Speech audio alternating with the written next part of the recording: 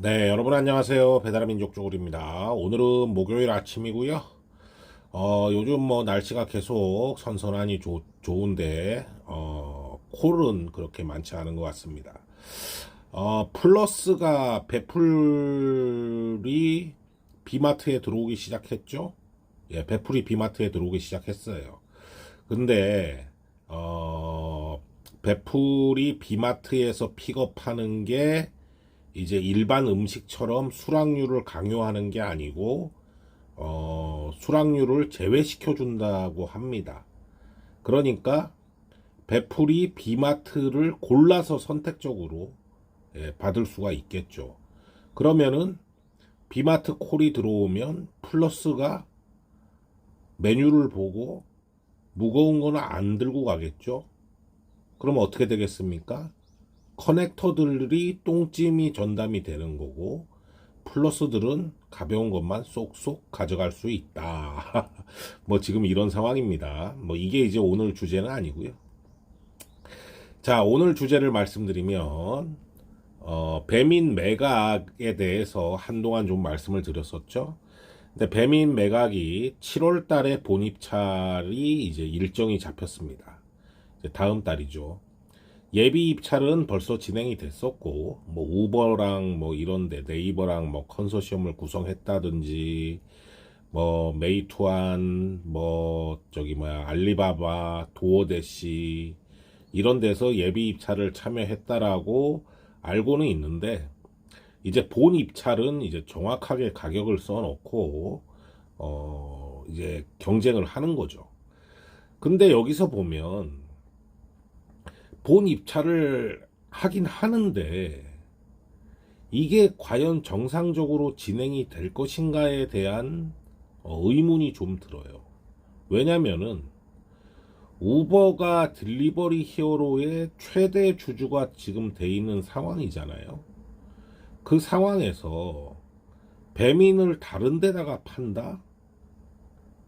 조금 이해가 안 가죠. 왜냐면 배민이 딜리버리 히어로에서 계열사에서 어떻게 보면은 많은 이익을 창출하는 계열사란 말이죠. 아주 그냥 가장 알짜배기 계열사인데 그 계열사를 팔아버린다.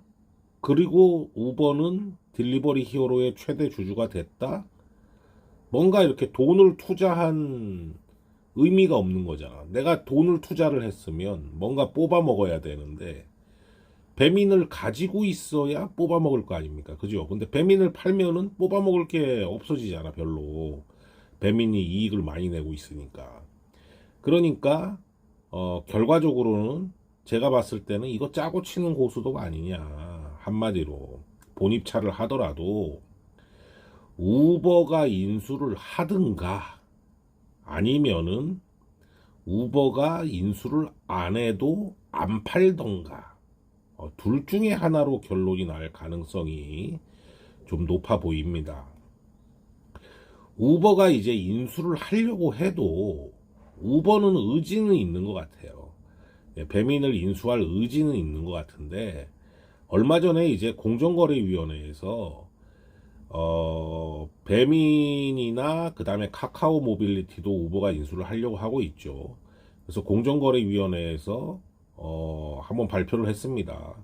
우버가 배민이나 카카오 모빌리티를 살려고 하는데 시장에 미치는 영향을 검토를 하겠다 이러고 이제 초를 치고 있어요. 네. 우버 입장에서는 초를 치는 거죠. 공정거래위원회가 초를 치고 있는 거예요. 그러니까 우버가 인수를 하려고 해도 한국공정거래위원회에서 쉽지 않은 스탠스를 보이는 거예요. 그러면은 우버가 아예 인수를 안 할 수도 있죠. 그냥 이대로 놔두고 아유 그냥 뭐 지분 확보를 했으니까 뽀찌나 먹자 뭐 이런 식으로 갈 수도 있고 뽀찌를 먹으면서 입김을 불어 넣어가지고 배민 뭐 이렇게 해줘라 뭐 이렇게 해줘라 뭐 이런 식으로 갈 수도 있겠죠. 근데 보면 이 배민이 8조라는 가치가 과연 있느냐라는 문제를 살펴보면 단순히 매출 그 다음에 이익 이런 걸 내는 걸 가지고는 매출은 5조 정도고 이익은 뭐 6천억에서 7천억을 왔다 갔다 하는데 이 정도 회사를 8조에 산다는 거는 사실상 좀 바보 짓이긴 하죠. 왜냐면은 2등 업체인 쿠팡이 굉장히 무섭게 추격을 하고 있고 한마디로 점유율이 떨어질 일만 남은 회사를 8조에 산다는 건데 이렇게만 보면은 8조에 살 이유가 없어요. 근데 왜 이렇게 다른 우버를 비롯해서 알리바바나 도어대시나 저기 뭐야 메이투안이나 뭐 이런 데서 왜 달려들까라고 생각을 해보면 8조에 뭐를 사는 거냐면 8조에 데이터를 산다고 봐야 됩니다. 예. 배민이 가지고 있는 뭐 한 3천만 정도가 한 번씩 이용했다고 하는데 3천만 명에 대한 데이터 한마디로 개인정보 뭐 이런 여러 가지 그거를 기업들이 그런 데이터를 확보하는데 굉장히 힘을 쓰거든요 요즘은. 그걸 가지고 또 AI로 분석해가지고 저 사람들이 뭘 좋아하고 뭘 선호하고 해가지고 더 뭐 이익을 올릴 수 있게 그런 식으로 지금 요즘은 기업들이 나간단 말이죠. 그러니까 8조의 가치는 결국 데이터의 가치지 무슨 이익을 얼마 내가지고 저거를 사가지고 얼마를 뽑아먹겠다라는 가치는 아닌 것 같아요. 그러니까 배민이 그 예전에 5조에 팔릴 때보다 점유율은 줄어 있지만 8조 몸값으로 나온 거는 이런 거가 굉장히 크게 작용을 했고 그래서 예전보다 점유율이 낮아졌음에도 8조에 살라고 이렇게 달려드는 거예요. 여러 기업들이. 그렇잖아요. 거의 우리나라의 모든 대부분의 사람의 정보 데이터를 인수를 하면 가져갈 수가 있는 겁니다. 그죠? 예.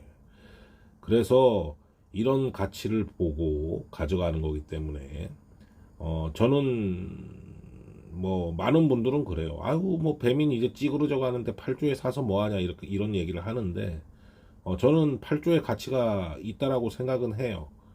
왜냐면은 배민만 보는 게 아니야. 배민을 사가지고 그 데이터를 가지고 우리나라에서 다른 일을 할 수가 있는 거야. 예. 우버나 이런 기업들은 배달만 하는 기업이 아니잖아요. 그죠?